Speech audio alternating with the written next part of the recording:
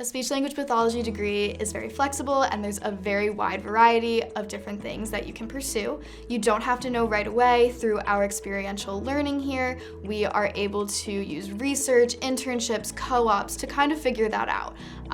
You are able to go into a hospital setting, a school setting, a private practice, a clinic, as well as early intervention. There is a variety of options for you.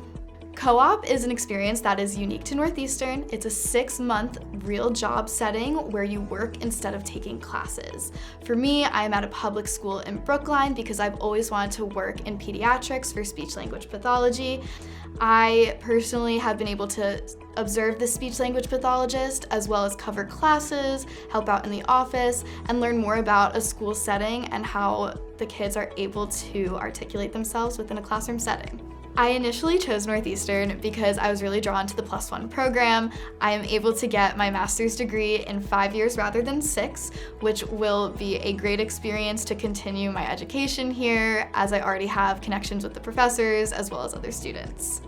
After I graduate, I really would like to work in pediatrics for speech-language pathology because we have the opportunity to either do pediatrics, geriatrics, or anything in between really.